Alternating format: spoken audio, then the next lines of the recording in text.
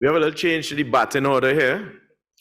Luckily, back in the old days in the Kensington Oval here, there was a guy that used to come to the cricket, dress up with his pads and cricket bat and thing, and I used to ask him, what are you doing?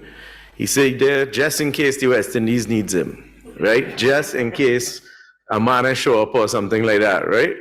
Well, thank you. We have a Dr. Ellis here that's going to fill in for a cancellation. He's the man with the pads on and ready to go. He's going to speak to us about circular economy and the structural engineer.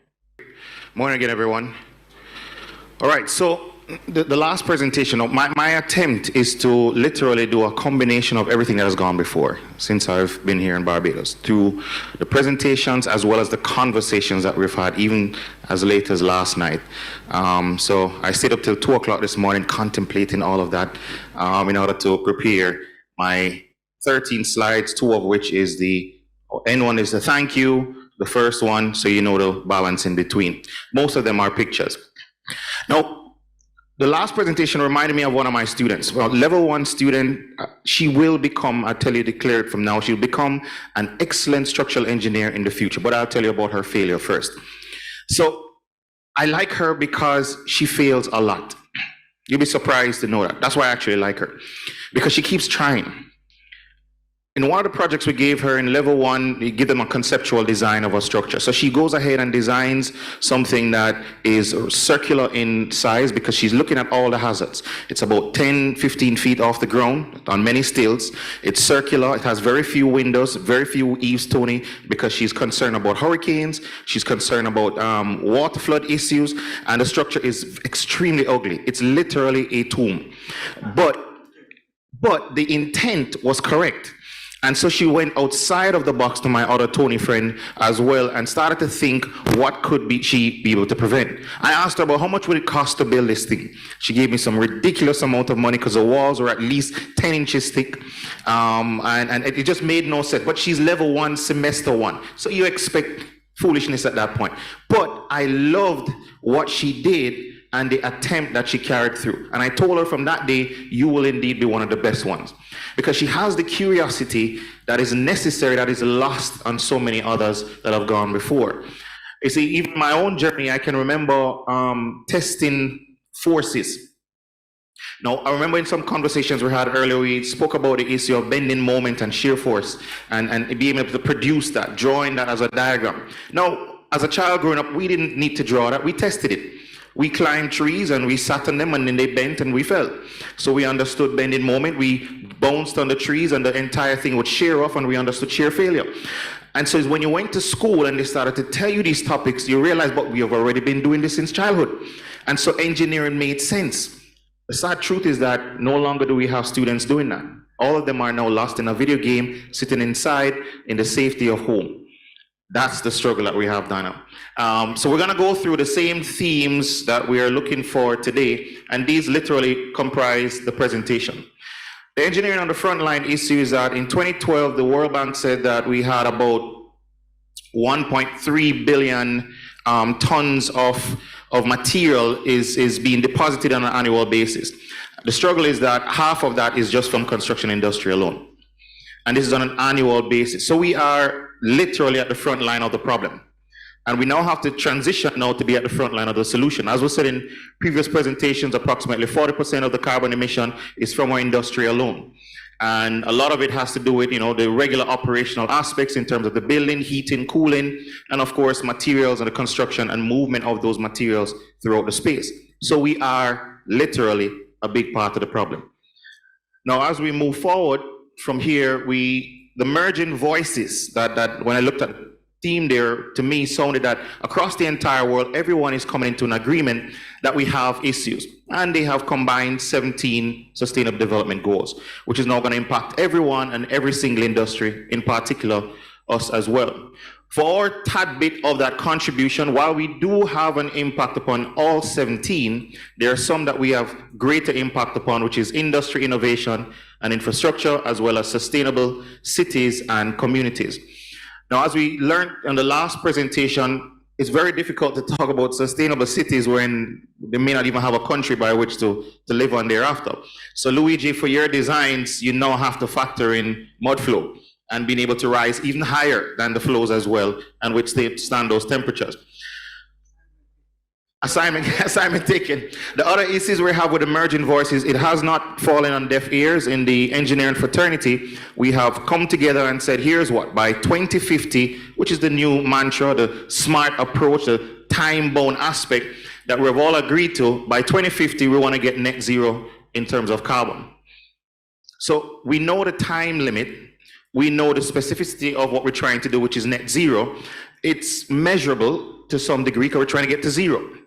But the question is it achievable and realistic? Can it really be done in that timeline and across the entire spectrum? Well, it is believed that we can do a significant aspect in transforming that.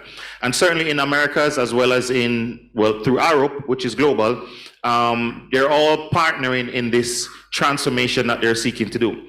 Now, the ambition that we have, can it be done? As was mentioned in previous presentations, Luigi, I think you touched on this as well, in terms of performance-based designs. And we know the codes have transitioned in that area as well. ASC 7 has gone towards that, but the truth is, are we ready in the Caribbean? Prof, are we ready? The maps that we have are still dated.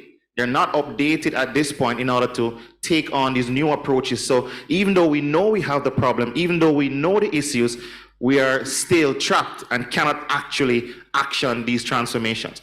So yes, it's nice in theory that we want to do it, but we still have some problems. Yes, we do some more scientific-based targets in terms of emissions, and this happens on the global scale, as we have seen with a number of the other presentations. But the reality, how does it impact us here in the region? I remember once when I was working with a company that dealt with environmental engineering, and we used to design a lot of wastewater treatment plants, and the designs came, or the approaches came from Duncan Mara out of Africa, and that was the closest we could find to what's happening in the region. Similarly, when dealing with structural aspects, we're borrowing from the US or from the British in that sense, but we have very few things that speak to our issues as a Caribbean. So we're always tweaking and always trying to fit into a box that doesn't rightly fit us in that sense. So that's another big constraint that we have as engineers here in the region. Yes, we're evaluating the real estate investments and energy aspects, and this works well in the European settings as well as the Americas through LEED and BREEAM, and we have these buzzwords and words going back to the words issue, and we try to use them, but the effectiveness is not so high. I think in the region so far, we may have 2 or 3 LEED certified buildings, not that many. I remember when one was in Trinidad around the Savannah. In Jamaica, I think it's the Marriott Hotel right by the Emancipation Park, and maybe 1 or 2 others. Very few have been able to transition in this setting as well. I have a PhD student now that's looking at, in terms of integrating nature-based solutions. Now, even though we know looking at green roofs is not new, the truth is that it's, in many ways, as Tony highlighted, it's the old technology that may need to come back to bear in order to save us of the problems that we have right now. And so we're looking at in Jamaica where we have lots of housing development projects going on now. The government is pushing 70,000 houses they want to build. Most of these houses have slabbed roofs. They are literally mini furnaces, right? Because it's very difficult to stand inside of these areas. And then, of course, they're going to use now artificial cooling in order to deal with that. Energy going right back up again. But what if we put green roofs on that could serve multiple purposes? One, it keeps the building cool, so you get the temperature down. It also gives added protection, and it could be designed appropriately as well using native materials. So this is one of the approaches that we're exploring at this point in time. Now, the other struggle we have is that the entire industry is very much linear in nature. We take or extract the material, we produce the products, and then we dispose of it, right into our landfills and things of that nature. My undergraduate research project, I remember, was construction and demolition waste in the Kingston metropolitan region.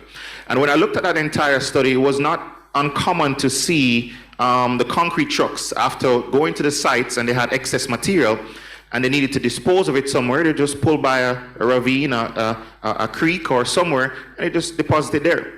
That was their solution to their problem. And of course, it created other problems along with it. So we have all these issues of cultural norms that need to be transformed, and it now takes us into the circular aspect where we make, we use, and we recycle as we go forward. So let's explore this a bit more. I don't know how many of you have heard of this before, but at least LEED construction or lean construction identified 8 major sources of waste. The acronym used here is downtime. Makes it easier to remember, right? So downtime, so you can remember them. Now, in every industry, including not just construction, of course, in our practices, in our design offices and so forth, we have these 8 sources of waste. We have lots of defects. In our projects as well, we have overproduction. In that aspect, we certainly waste a lot of time in how we do things back and forth, and time equals to money. As I was talking with some contractors last night, time equals to money. So that's one of the big issues. And one of the major challenge we have is unutilized talent. How many of us sitting in this room, and I think some attested to that earlier the last time, we went to school, we learned a lot of things. How much of it have we actually used? You've been practicing for 10, 15, 30, 40, 50 years. How much of that knowledge did you actually use? Was it really necessary? And so those are some of the things you have to look at. So it's not being utilized, you're paying for it as employers, but you're not actually getting use of it. So you're not getting value for money. So we have to transform and see how we can extract most of the use out of these talents that we have. Transportation, things moving back and forth, lots of waste in motion, inventory, and of course, over-processing. So what is our next ambition? Well, nature teaches us a lot of things. And one of the key things is that we have the water cycle and the nutrient cycle that goes through over and over. So in spite of the fact that as humans, we came into a world that was balanced by equilibrium, right? Which is something that we all teach. That's one of the first things you learn in school in engineering. Balance, balance, and more balance. Maintain equilibrium. Now, the water cycle goes through that entire process all by itself. Even though we have been destroying the earth, it still continues to go through that cycle. And so what it does, it maximizes and utilizes what we define as waste. So what it doesn't use in one avenue, it pulls it back through in another one, and it continues over and over and over. As engineers, we like to think of ourselves as smart. But the truth is that we are not necessarily creators, we're mostly innovators.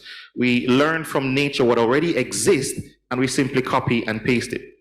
Going back to the same thing I mentioned before in terms of the bending moment issues, when I'm trying to teach that concept to the students, I literally take them outside and ask them, look at the tree.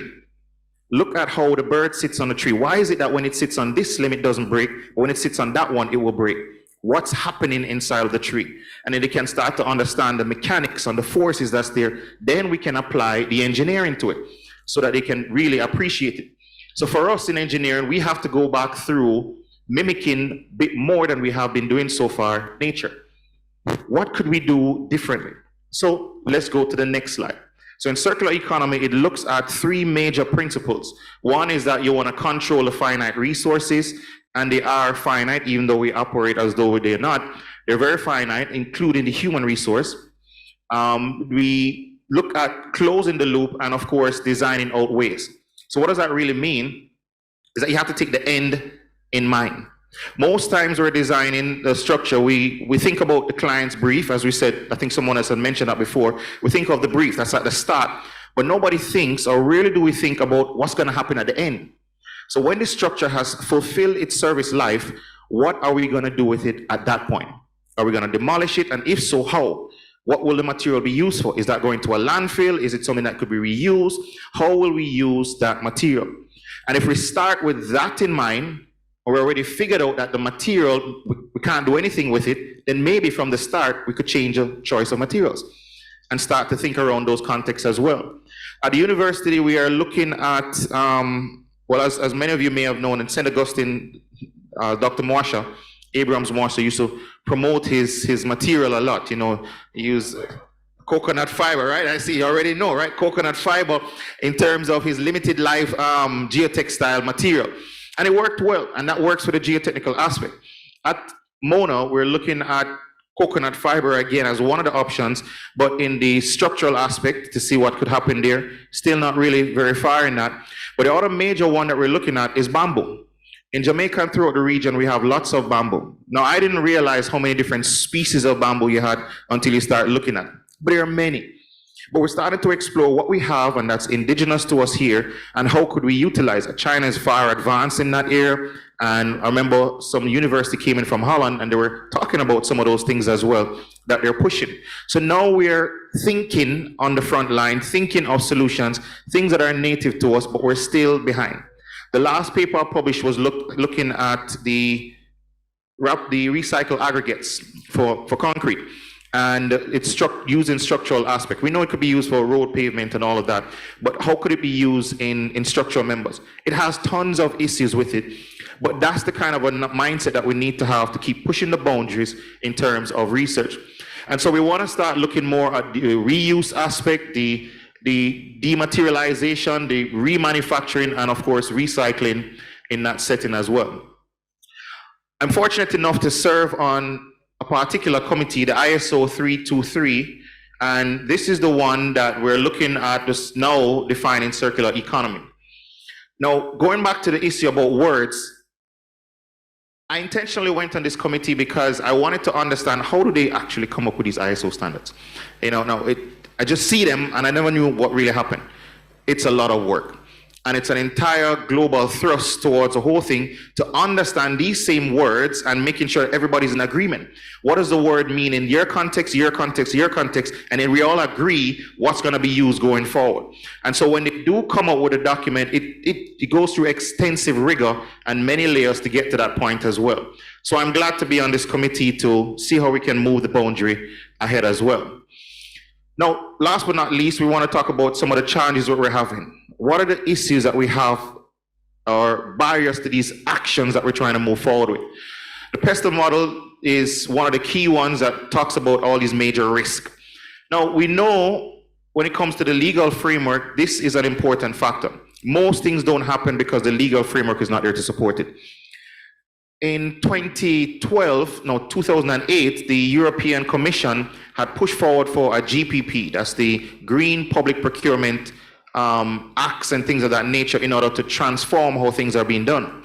That has been trickling down to different countries. Now in the Caribbean, we're looking at more defined as sustainable public procurement, but it's the same thing, but not very far with it. You know, politicians oftentimes is lip service, but they're not advanced in that area. So there's little buy-in into moving forward in that aspect.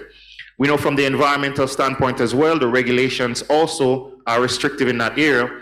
Technologically, we're not very far as a region. We use the technology in terms of Revit and using BIM modeling and all of that, but really and truly, we're not where we need to be. We're still borrowing a lot extensively from outside. Politically, well, that's an animal all by itself. These guys are working a very short-term cycle, and as we know, the long thrust to 2050 is way beyond their scope. They're seeing only 3 and 5 years from now. And so whilst we have these long visions and we have these plans, this is the major risk factor that we have in that setting as well. But fortunately for us, iStruct-T says that there are some things that we can do now to start. And these are 5 major things that they're saying we could do to start. 1, make carbon as important as safety in your calculation. That we could do today. We could start making that transformation right now in our designs. I remember once, one of the topics I used to teach at school when I discovered this thing in FIDIC, they have FIDIC PSM, Project Sustainability Management. Anybody heard of that before? Only one other person. And that's the sad part. FIDIC has a document, and we all spoke about FIDIC. FIDIC is used extensively across in our region on all our projects, but we never realized that they have a sustainable document. Now, what they're pushing is to say that rather than worrying about the entire industry, highly unlikely going to change everything at the same time, but we could change each project. So if in each project we started to transform how we're thinking, over time, the entire industry will get the buy-in, and you get the transformation that we're looking for. The other issue of interrogating and challenging every brief, someone had mentioned that before, I think it may have been Tony, that we should challenge the briefs that are given to us and not accept them just because the client submitted it, extending the life of assets and resist demolition. How could we reduce the whole greenfield approaches that we're taking now and use more brownfield? Now that we have a system here, there's a building here, what else could we use it for? Maybe not for the existing purpose or the intended purpose before we demolish, could we use it for something else? And if so, let's do that and then build somewhere else if we need to, or work around the systems that are there. The thought process needs to be changed. make reuse and start points, make reuse a starting point in terms of the design, going back again to the sustainable aspects of the material. If you have some material that's there that's old, how could it be used inside of the structure? It may not necessarily be used for the superstructure itself, but maybe for the pavement, maybe for the parking lot, maybe for somewhere else. And by just starting to go a bit more green, you'll be amazed at how much transformation. Last but not least, choose the lowest carbon material, technology, and products. This assumes that we are doing continuous professional development, Tony. This assumes that we have been continuously reading. Now, it's not uncommon in other conversations we've had that persons get their degrees, they become registered, and that's the end of the story. Nobody continues to learn. We're not advanced as to what's happening in our field, in our discipline at present. We know what it was 10, 15, 20 years ago, but where is it at today? Where have they moved along, and what else could we recommend to our clients in order to bring about this transformation? So these are the key things that we can take today, and we don't need to wait for tomorrow. So with that said, thank you for listening.